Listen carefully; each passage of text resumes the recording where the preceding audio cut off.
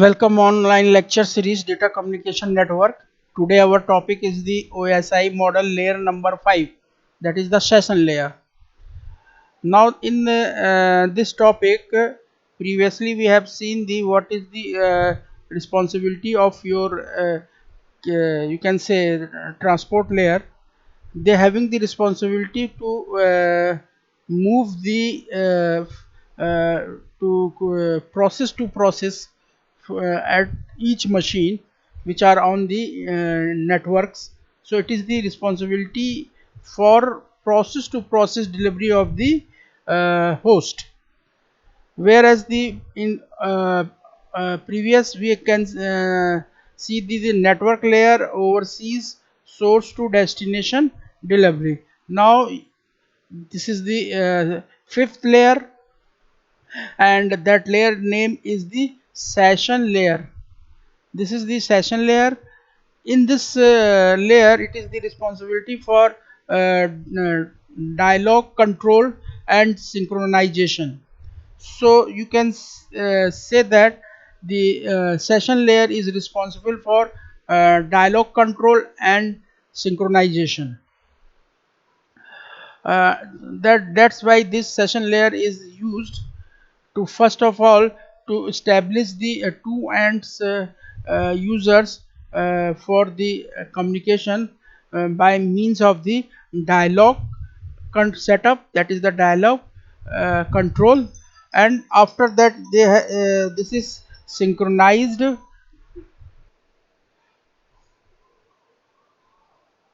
Now moves when the two systems are interconnect to each other. This first of all to establish the services between the first three layers. That layers is known, as you already know, the physical data link layer and the network layer. So lower three layers are given the services by means that is not sufficient for the sum process. So then what is the uh, condition in in that scenario? We required the another layered structures layer. That layer is known as the session layer. So session layer is the network dialog controller. Now that what the terminology, what the term here we have used, the session layer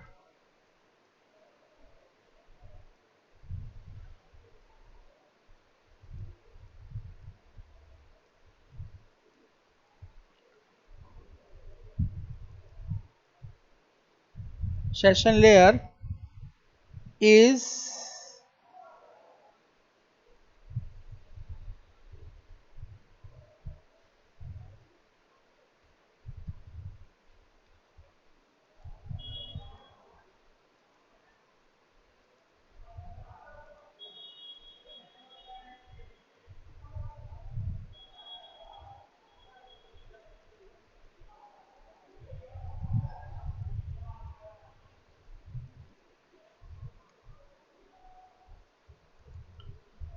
okay. Session layer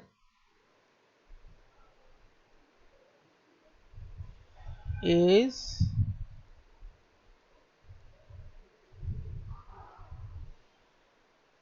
network dialog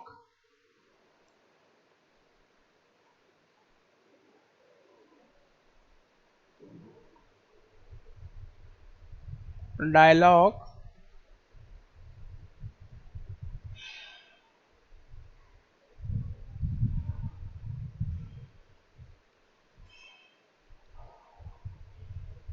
controller.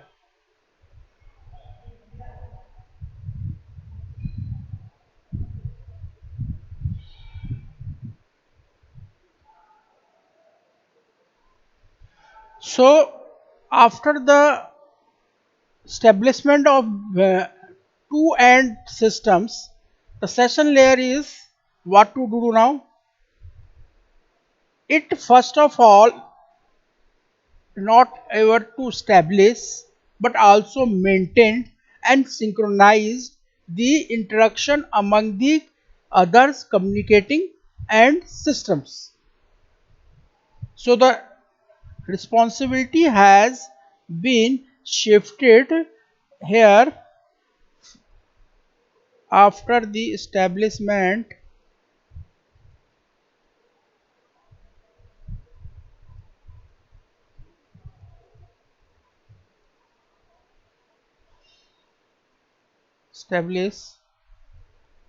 first to maintain the connection, या you in simple भाषा में जो आप एक and user से data लेना या देना चाहते हैं वो डेटा किसी भी फॉर्म में हो सकता है, एनालॉग और डिजिटल टैग्स, आपका ऑडियो वीडियो पिक्सल या इमेज, उसको स्टैब्लिश करना और एक्सचेंज कराने के लिए जैसा मैंने कहा सिंक्रोनाइजेशन करना। जब तक सिंक्रोनाइज नहीं होगा टू एंड आपस में एक दूसरे से डेटा एक्सचेंज नहीं कर सकते। सिंक्रोनाइजेशन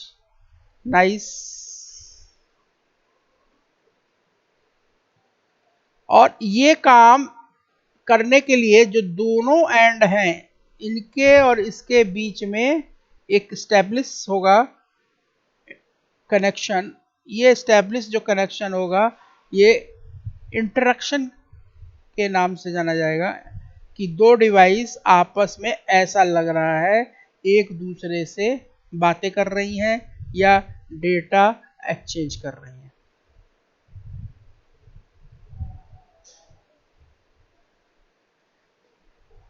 तो इस काम को करने के लिए ये सेशन लेयर दो पार्ट में, ये जो सेशन लेयर है दो पार्ट में काम करती है। पहला जो डायलॉग बना हुआ है उसको कंट्रोल करना और साथ ही साथ उसके सिंक्रोनाइजेशन करना। What they do now the session layer, they work on the two simultaneously responsibility, that is the dialogue control, and another one is the synchronization.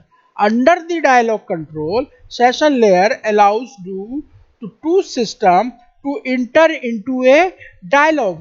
इसका मतलब कि जैसे ही सेशन लेयर अपना काम स्टार्ट करेगी तो ये परमिशन मिल जाती है कि दो एंड्स जो कम्युनिकेटिंग कॉमन लिंक से कनेक्टेड है ये एक दूसरे से किसी भी मोड ऑफ एक्सचेंज से या किसी भी ट्रांसमिशन मोड के जरिए एक दूसरे से डेटा ले सके। इसका मतलब एक मशीन दूसरे मशीन से डेटा दे या उस मशीन से डेटा ले, या दोनों मशीन एक दूसरे से डेटा ले या दें, इसके लिए ये सबसे पहले डायलॉग कंट्रोल करेगी। इसका मतलब डायलॉग का सेटअप रन करेगी, डायलॉग का एस्टेब्लिशमेंट करेगी ताकि दो डिफरेंट एंड पार्टीज कम्युनिकेशंस के लिए रेडी हो और they start to sharing the information to each other. After that they just establish the dialogue control, the synchronization has been taken place, and this session layer is allow a process to add checkpoints, and that checkpoint is called synchronization point to a stream of data. Okay, means जो permission मिल रही है to allow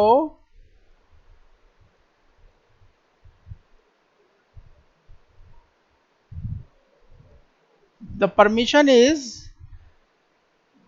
न केवल dialogue control के लिए बल्कि synchronisation के लिए। अब सिंक्रोनाइजेशन में क्या है, they put the check points, so ये दिस चेक पॉइंट्स का जो नाम है इनको हम सिंक्रोनाइजेशन पॉइंट भी बोलते हैं।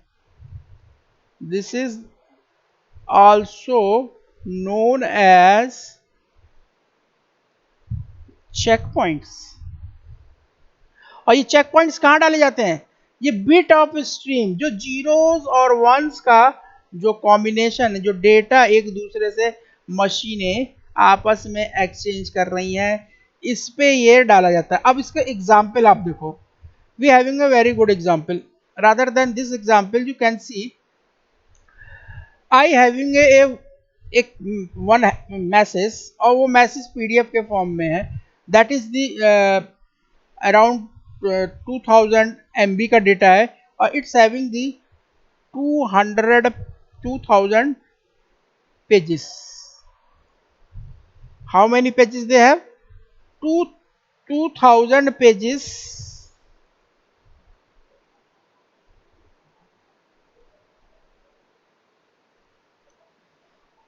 There is a 2000 pages.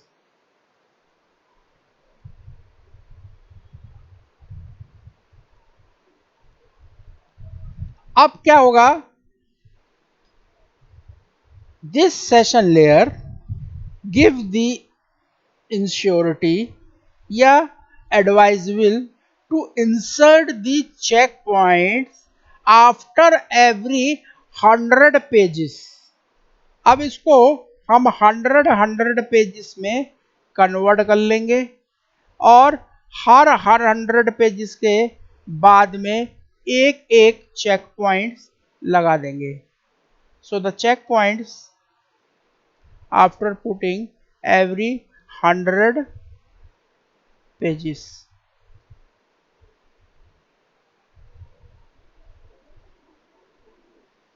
अब जब 100 पेजेस की ये एक यूनिट बनेगी, दिस इज द 100 पेजेस, जो कि 1000 पेजेस में से हमने किया है, दिस इज द 1 यूनिट, और हर एक यूनिट जो रिसीव्ड होगी, जो अगर ये ट्रांसमिट होगी यहाँ इस एंड से इस एंड तक, सो जब तक ये अगर ये फर्स्ट यूनिट है 100 की, तो ये है जैसे ही इसको ये रिसीव्ड होगी किसी भी मोड के जरिए, यहाँ से एक एक्नॉलेजमेंट इसको आएगा.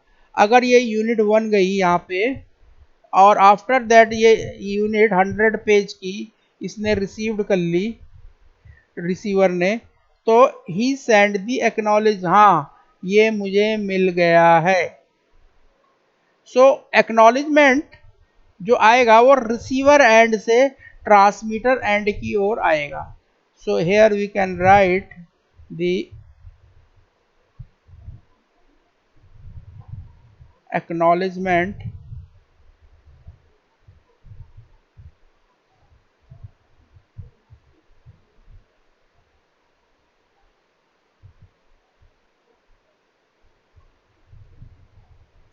और ये हर 100 पेज के लिए इंडिपेंडेंटली होगा. So in this case what happened, the each if any by chance any crash is happened during the transmission of, you can say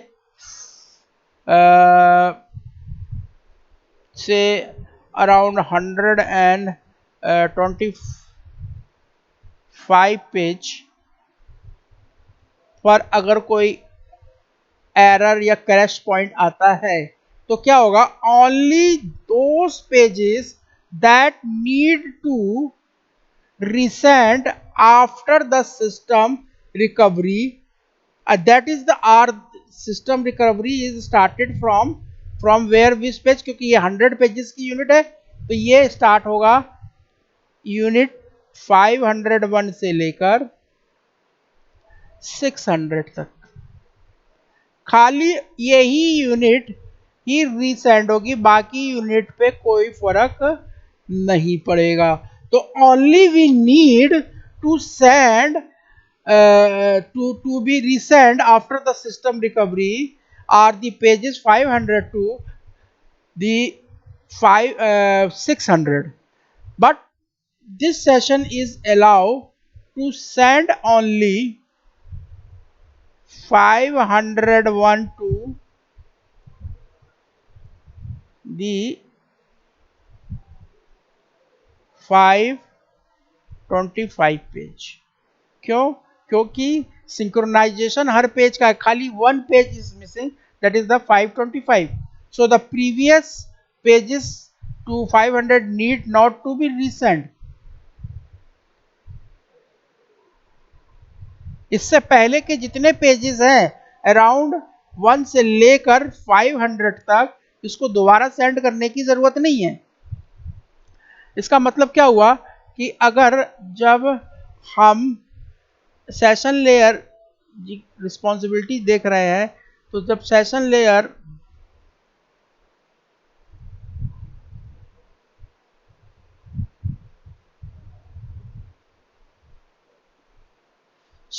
की रिस्पॉन्सिबिलिटी जब हम देख रहे हैं, तो क्या कर रहा है सेशन लेयर कि सिंक्रोनाइजेशन करने के लिए they just put the synchronization point.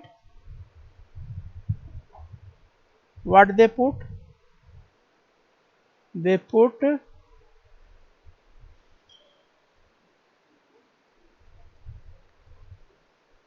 checkpoints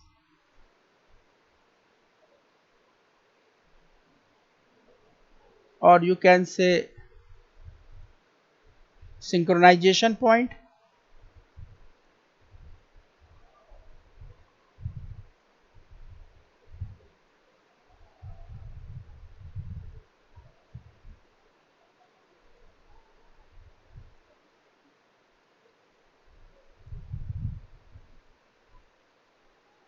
synchronisation point.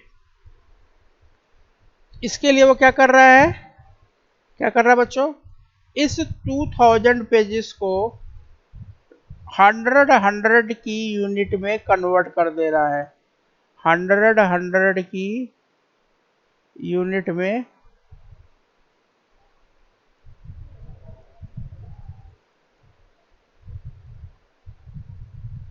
Convert कर दे रहा है। सो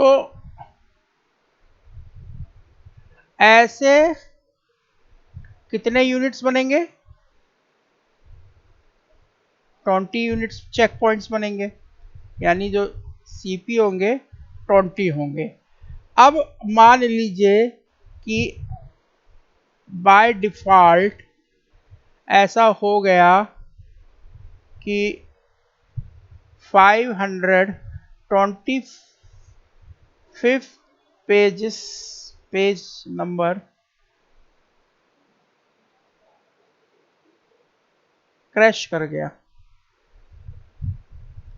So you required to resend. So after the resending, ये जो सेशन लेयर है ये फैसिलिटी देती है कि आपको पूरे के पूरे ट्रांसमिशन करने की जरूरत नहीं है, फिर से स्टार्ट करने की जरूरत नहीं है। अब आप क्या करते हैं, जितना भी डेटा आप इस दो एंड से इस एंड तक सेंड करते हैं, यहां से अगर आपका डेटा आता है, जैसे सपोज करिए यूनिट 1 को मैं डेटा 1 कह दूं, ठीक है, और you can say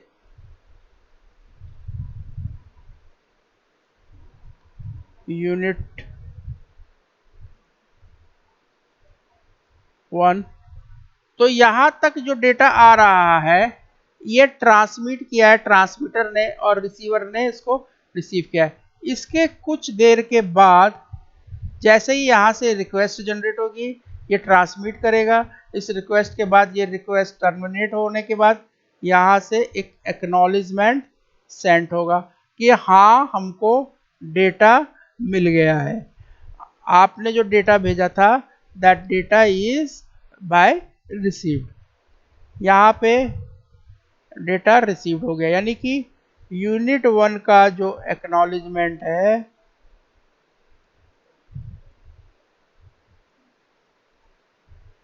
so acknowledgement को हम शॉर्ट फॉर्म ACK से रिप्रेजेंट करते हैं, और ये एक्नॉलेजमेंट किसका है, यूनिट 1 का। ये बता रहा है कि डेटा हमको मिल गया है। फिर नेक्स्ट डेटा सेंड किया जाएगा, इसका भी एक्नॉलेजमेंट आएगा, फिर कुछ मोमेंट के बाद फिर नेक्स्ट डेटा भेजा जाएगा,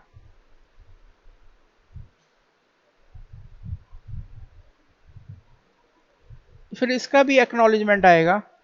ऐसे करते करते जब हम ट्रांसमिशन कर रहे हैं यूनिट 2 एक्नॉलेजमेंट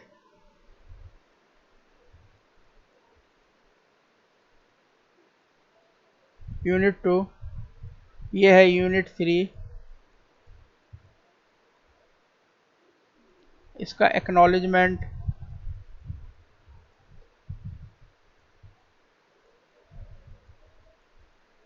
यूनिट 3, फिर unit 4 acknowledgement unit 5 acknowledgement and till 20 unit तक डेटा सेंड होता रहेगा। सो अब जैसे ही unit 1, unit 2, unit 3, unit 4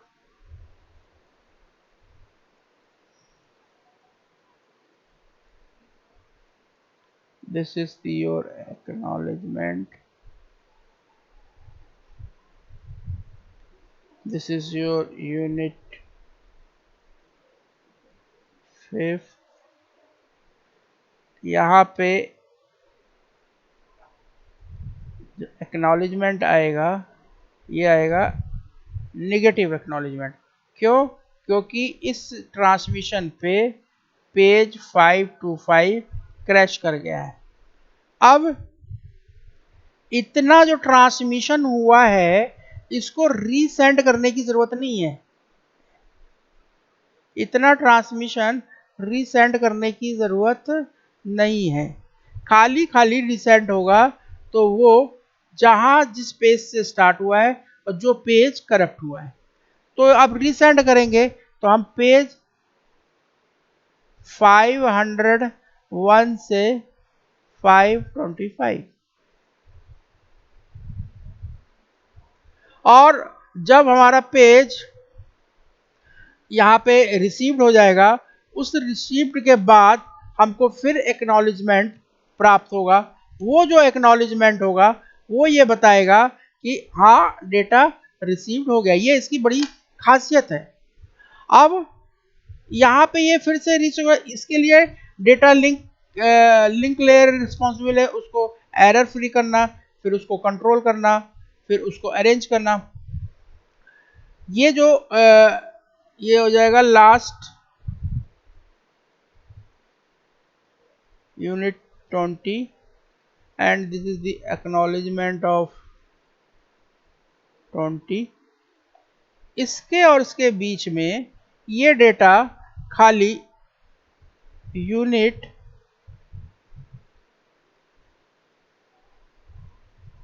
5 resend होगा। यानी कि अगर हम कहें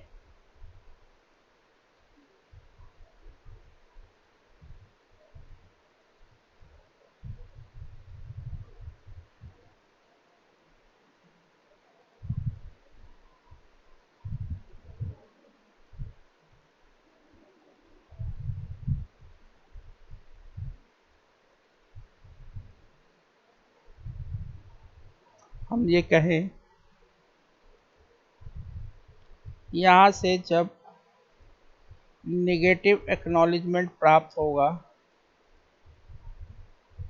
कौन सा 5th यूनिट का, तो फिर से रीसेंड होगा डेटा, ये होगा यूनिट। और इसमें खासियत क्या है, ये यूनिट 5 हम लिख रहे हैं पर इसमें क्या है 500 से 25 पेजेस ही हैं। और जब यहाँ से इसको मिल जाएगा एक्नॉलेजमेंट ऑफ दिस यूनिट, इसका मतलब डेटा सिंक्रोनाइज हो गया है, सारे डेटा 100 पेजेस के यूनिट 5 के लग गए हैं। तब जाके आपका नेक्स्ट यूनिट स्टार्ट होंगे और ये टिल यूनिट 20 तक चलेंगे।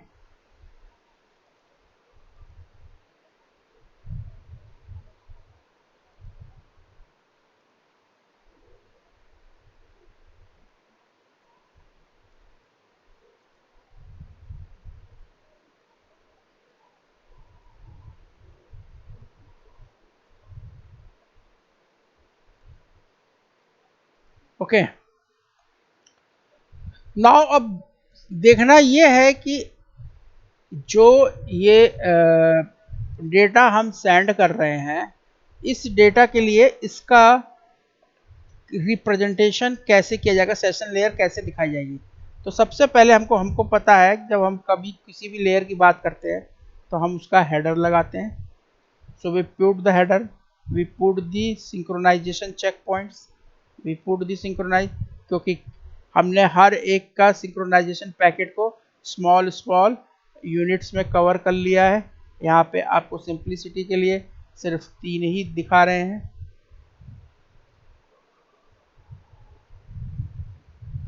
और ये सिंक्रोनाइजेशन ऐसे डॉट पॉइंट से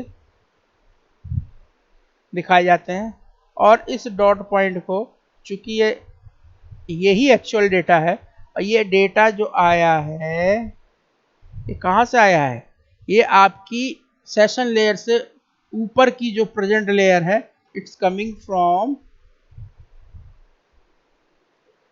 सही कहा आपने,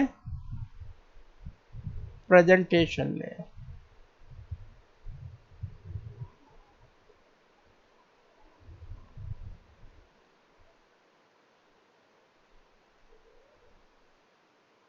और जाएगा कहाँ ये डेटा, ये पूरा डेटा जाएगा कहाँ, इट गोज टू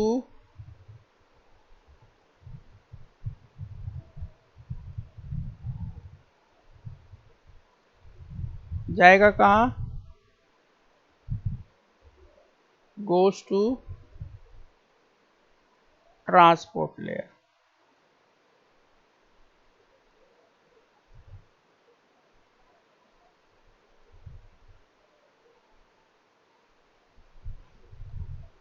क्या चीज जाएगी, ये पूरा का पूरा डेटा।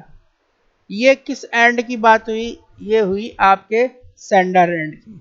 और यही सेशन लेयर सेम जब डायलॉग कंट्रोल करेगी और सिंक्रोनाइजेशन करेगी तो दो एंड कम्युनिकेटिंग डिवाइस इस कम्युनिकेटिंग सिस्टम में इंटर करेंगे।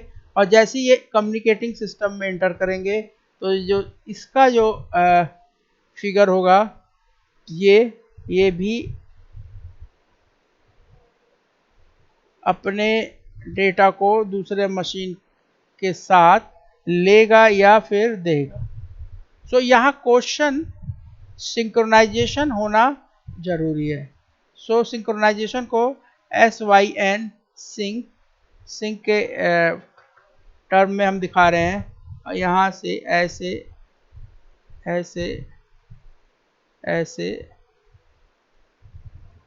और ये एक्चुअली आपको जाएगा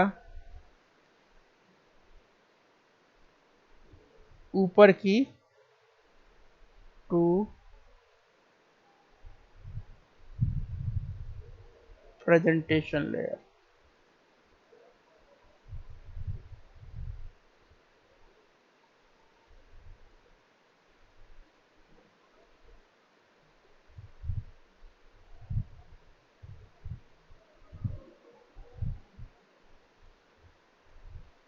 और कहाँ से ये आ रहा है, this is coming from,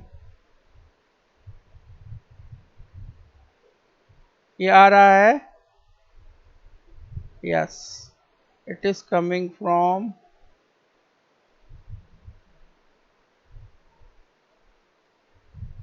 transport layer.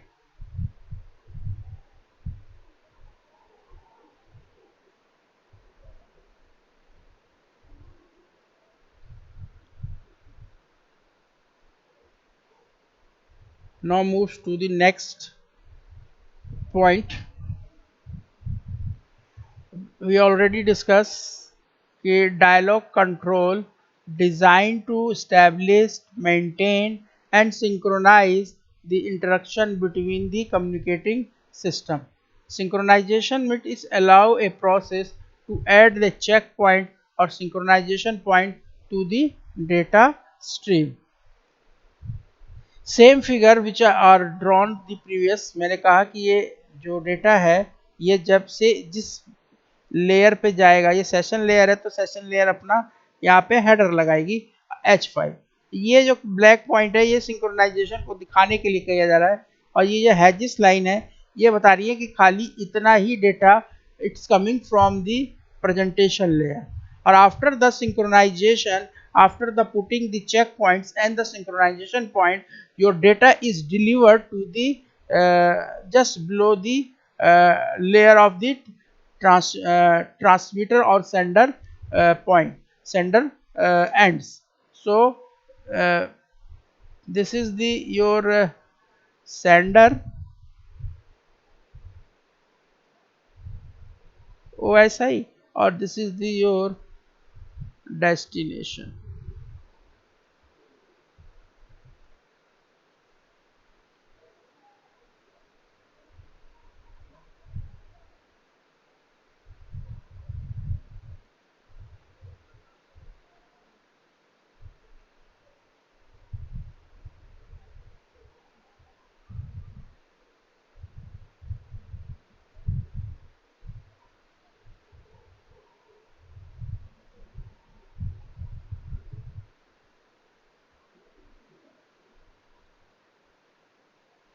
Okay, और ये जानना जरूरी है आ कहाँ से रहा है, यानी कौन इसको सर्विस दे रहा है, फ्रॉम किसको दे रहा है, नीचे वाली लेयर ट्रांसपोर्ट। ये सर्विस कहाँ से ले रहा है, इस एंड में डेस्टिनेशन, यानी कि जो एरो इस साइड लगेंगे फ्रॉम टॉप टू बॉटम, और जो रिसीवर पर ट्रांसमीटर या रिसीवर पर लगेंगे from bottom to top. So it is coming from the transport layer and it provide the service to the upper presentation layer. So this is the our layer number 6, that is the presentation layer. Presentation layer is the responsible for translation, compression और encryption. मतलब simple भाषा में कहा जाए, जो different OS मशीनें आपस में एक दूसरे से बातें कर रही हैं, उनका ट्रांसलेट करना ताकि दूसरा एंड उसको समझ सके, उस मशीन को वो उसके फॉर्म में इनकोड करके उसके फॉर्म में बिट्स को ट्रांसलेट कर दे ताकि वो मशीन उस डेटा को दूसरे एंड तक पहुंचा सके। और चूंकि डेटा बहुत ज़्यादा है तो उसको कंप्रेशन की भी ज़रूरत पड़ती है, तो डेटा को हमको कंप्रेस भी करना पड़ता है। चूंकि एंड टू एंड डिलीवरी है, दो एंड आपस में एक दूसरे से इंटरकनेक्टेड है, तो हमको इंक्रिप्शन करना पड़ता है। उसकी सिक्योरिटी के लिए एक सिपर सेट, एक कूट भाषा में उसकी कोडिंग करनी पड़ती है ताकि कोई दूसरा उसको आपके डेटा पे एक्सेस ना करे, कोई उसको दखल ना देखे। तो main responsibility of this layer is translation, compression or encryption. So you can say the presentation layer is responsible for translation. Translation means data into bits and encoding form. उसके रीडेबल फॉर्म में हर different machine के अलग है, red hat का अलग है, Linux का अलग है, माइक्रोसॉफ्ट का अलग है, एप्पल का अलग है। तो उसके लिए उसकी मशीन की लैंग्वेज में कन्वर्ट करना बहुत ज़रूरी है। एंड सेकेंड इज कंप्रेशन करना चाहिए। ह्यूज अमाउंट डेटा है, कितनी मेमोरी लेगा, कितनी मेमोरी उसको खाएगा, उसको कंप्रेस करना चाहिए ताकि डेटा आराम से भेजा जा सके। और इंक्रिप्शन, उसकी सिक्योरिटी हो सके, वो प्रेजेंट हो सके कि डेटा सही है कि नहीं है। तो इसको करने के लिए प्रेजेंटेशन लेयर क्या करती है, it is the main concern of this presentation layer is to provide the syntax and semantics of the information to exchange between the two and systems। जो सिंटैक्स और सेमेंटिक्स है ये बहुत ज़रूरी है कि किसी भी डेटा को करने के लिए। सिंटैक्स का मतलब माता और सिमेंटिक्स का मतलब पिता। जैसे एक रिलेशनशिप माँ और पिता में, पिता हमेशा आदेश देगा, माँ उस आदेश का बच्चे से पालन करेगी। तो जो बच्चा है वो डेटा है आपका, वो इंफॉर्मेशन है, उसका पालन कराना। यानी कि सिंटैक्स ऐसा हो, उसका सिंटैक्स इस फॉर्म में लिखा जाए कि वो जो भी इंस्ट्रक्शन दे उस इंस्ट्रक्शंस को एग्जीक्यूट कराए सिमेंटिक्स की मदद से, और सिमेंटिक्स ऐसे इंस्ट्रक्शन इशू करे, ऐसे ऑर्डर पास करे ऐसा डिसिप्लिन इस्टेब्लिश करे कि इंफॉर्मेशन कैरिड हो जाए। तो इसके लिए क्या करते हैं कि we establish the relationship between the two end system by the means of translation। एक दुभाषी है कि एक चाइनीज और एक हिंदी है, तो एक ट्रांसलेटर रखते हैं ताकि दोनों एक दूसरे से समझ सकें। फिर कंप्रेस करेंगे, जो बातचीत हो रही है, जिसने बहुत बड़ी बातचीत की, उसको एक सारांश के फॉर्म में दूसरे एंड को समझाने की जरूरत पड़ेगी। कंप्रेशन करेंगे, जब डेटा को खोलेंगे तो उसी फॉर्म में उसका पूरा का पूरा इंफॉर्मेशन आना चाहिए। और इसके बाद इनक्रिप्ट करना चाहिए डेटा को, तब तब जाके ये रिस्पॉन्सिबिलिटी प्रेजेंटेशन लेयर एक एंड से दूसरे एंड पे कर पाती है। So the relationship between the presentation layer, क्योंकि प्रेजेंटेशन लेयर से ऊपर की भी लेयर्स हैं और नीचे की भी लेयर्स हैं, तो क्या रिलेशनशिप है प्रेजेंटेशन लेयर में और यू कहिए कि इसमें इसकी नीचे की लेयर में। तो प्रेजेंटेशन लेयर के ऊपर अगर कोई लेयर है तो वो है आपकी एप्लीकेशन लेयर।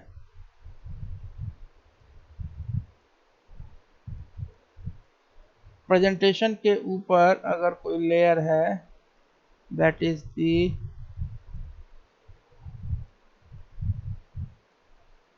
एप्लीकेशन लेयर, और ये इस एंड पे भी होगी एप्लीकेशन लेयर।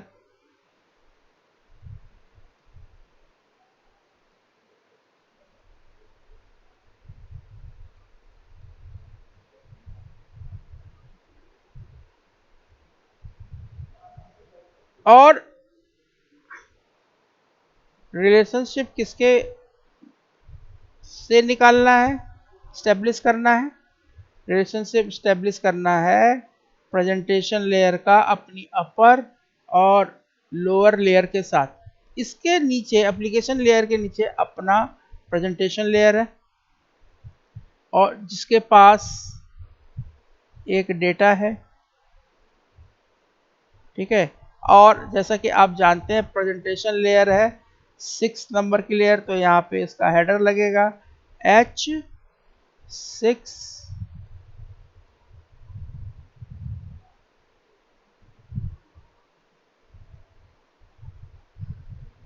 और ये जाएगा कहाँ, अपने नीचे वाली लेयर पे। नीचे लेयर कौन सी है, सेशन लेयर।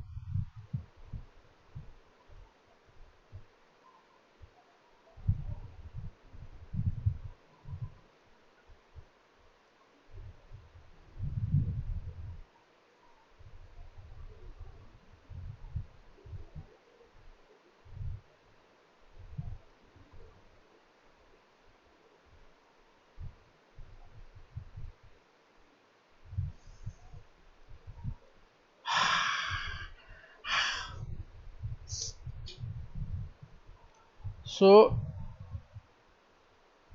प्रेजेंटेशन लेयर जो कि ये लेयर है,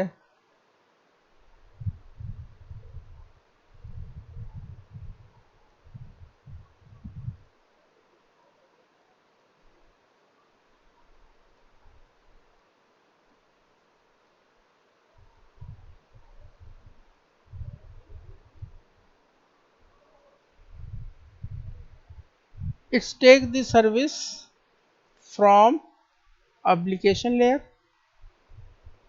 और given to service to the session layer. ये किस एंड पे हो रहा है, ये रिलेशनशिप किस एंड पे हो रहा है? ये जो रिलेशनशिप है ये आपका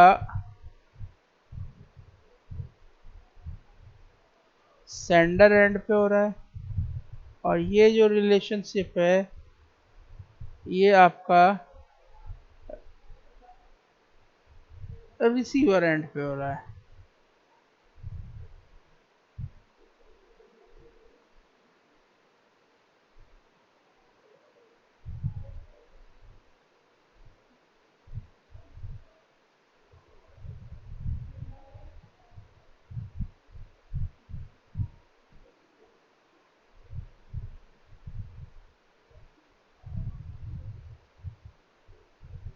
ये फिगर और